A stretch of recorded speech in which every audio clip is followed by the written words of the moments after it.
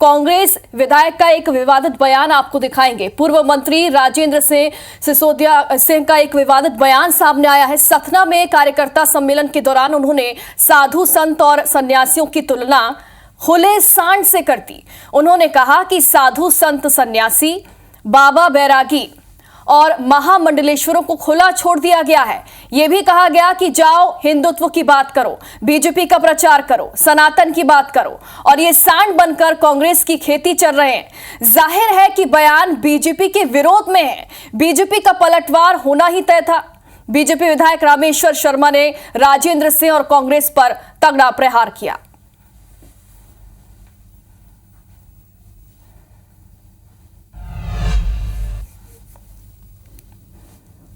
इन्होंने ये साधु सन्यासी जो है, बाबा बैरागी,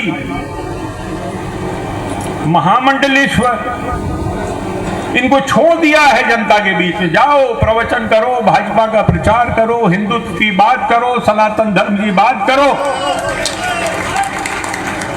और ये सांड चर रहे हैं दूसरों का खेल। लेकिन या तो ये कहिए कि कांग्रेस में उनकी उपेक्षा के कारण वो थोड़े से दिग्भ्रमित हो रहे हैं और इस तरह का जवाब और इस तरह का स्टेटमेंट दे रहे हैं। साधु समाज पूज्य है, वंदनीय है।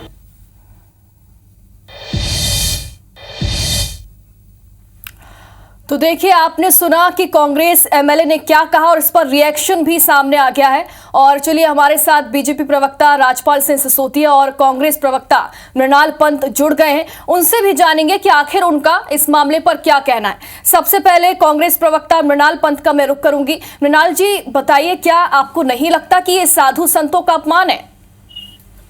साधु संतों का अपमान नहीं किया है राजेंद्र सिंह जी ने।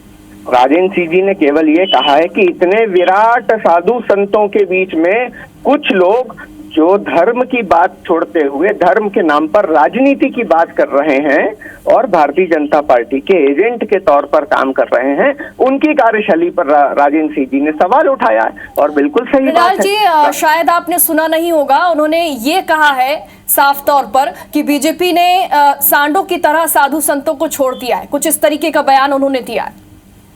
मैंने भी उनका बयान चल रहे हैं जहां पर उन्हें जाना चाहिए, ऐसा भी उन्होंने कहा है। मैंने लगता है ये सही है? मैंने भी पूरा बयान सुना, और मैंने केवल 20 सेकंड का वो हिस्सा नहीं सुना, मैंने पूरा 3 मिनट का बयान सुना, ताकि ये बात भी स्पष्ट हो कि उनका अभिप्राय क्या है। उनका अभिप्राय यह है कि धर्म के नाम पे जो लोग हिंदुस्तान की धर्मनिरपेक्षता की परंपरा को, समाजवाद को और संविधान को, जिसने सबको बराबरी का अधिकार दिया है, उसको तोड़ने का प्रयास कर रहे हैं, तो उस पर आक्षेप लगाया है।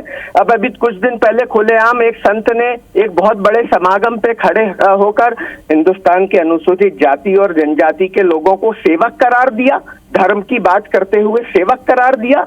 डॉक्टर अंबेडकर ने अनुसूचित जाति और जनजाति को बराबरी का अधिकार दिया है। मैं कह देना चाहता हूं उन तथाकथित संतों को और भारतीय जनता पार्टी के एजेंटों को, भाषा मर्यादित होनी चाहिए। आपने पूरा 3 मिनट का बयान भी सुना है, आप कह रहे हैं कि पूरा बयान आपने सुना है, तो क्या भाषा मर्यादित नहीं होनी चाहिए? साधु संतों का नाम वो ले रहे हैं। ये सवाल तो उन तथाकथित साधु संतों से भी पूछा जाना चाहिए जो देश की सबसे बड़ी जनसंख्या को, अनुसूचित जाति और जनजाति को सेवक करार दे रहे हैं। ये कैसा धर्म हुआ? ये कैसे साधु सन्यासी हुए? जिनको समाज को जोड़ना चाहिए वो समाज के सबसे बड़े वर्ग को हीन बनाने की कोशिश कर रहे हैं। मैं बता देना चाहता हूं उन साधु सन्यासियों को और भारतीय जनता पार्टी के एजेंटों को कि अनुसूचित जाति जनजाति इस देश का सेवक नहीं, इसका मालिक है। और साधु संतों को अपनी भाषा में बदलाव लाना पड़ेगा, अपने सोच में बदलाव लाना पड़ेगा।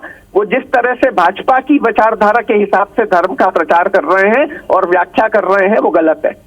यानी आप समर्थन कर रहे हैं बयान का। हमारे साथ बीजेपी प्रवक्ता राजपाल सिंह सिसोदिया भी जुड़े हुए हैं। राजपाल जी, आपने सुना मृणाल पंत क्या कह रहे थे, क्या कहना इस पर आपका? देखिए, अब कांग्रेस में बाकी तो कुछ बचा नहीं है। राजेंद्र सिंह जी जैसे जो कांग्रेस के अच्छे नेता है, वो भी कांग्रेस की हवा पानी की वजह से इस प्रकार की दिग्भ्रमित होकर बात करने लगे। जिस पार्टी का नेता चुनावी हिंदू हो, जो कोर्ट के ऊपर जनेवी पहनता हो, तो उसके विधायक से और क्या तुलना हम उम्मीद कर सकता है समाज? यही उम्मीद करेगा कि हमारे मान बिंदुओं के ऊपर प्रहार करेंगे।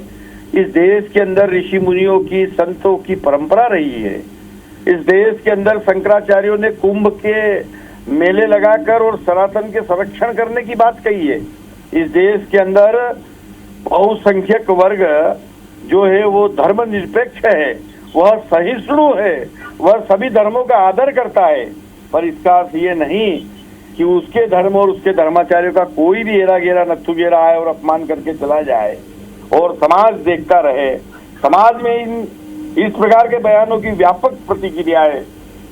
बहुसंख्यक वर्ग का मन उद्वेलित है इस बात को लेकर कि आप जो है लगातार हमारे मान बिंदुओं के ऊपर प्रहार करते हैं।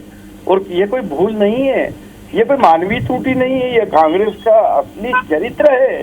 कांग्रेस का ये छुपा हुआ एजेंडा है जो खुलकर सामने आ रहा है कि अल्पसंख्यक तुष्टीकरण के लिए, अल्पसंख्यकों को वोट को पाने की इंडिया गठबंधन के अंदर एक होड़ सी मुझे मौका दीजिएगा जवाब का। समाजवादी कह रहे हैं कि उन्हें मिले, कांग्रेस सोच रही है कि उन्हें मिले। मृणाल जी भी कुछ कहना चाह रहे हैं, उनको भी सुनेंगे। का मान बिंदुओं पर प्रहार करना, हमारे धर्माचार्य को सांड बोलना और कांग्रेस इस प्रकार की भाषा बोलकर अगर वोटों की तुष्टीकरण करना चाह रही है तो अब मृणाल जी क्या कहना चाहेंगे? राजपाल से सिसोदिया कह रहे हैं कि वोटों का तुष्टीकरण हो रहा है, हिंदुत्व पर बयान दिया जा रहा है। जी, राजेंद्र सिंह जी ने जो कहा है वो बात भगत सिंह और सुभाष चंद्र बोस आज से 70 साल पहले कह के गए हैं।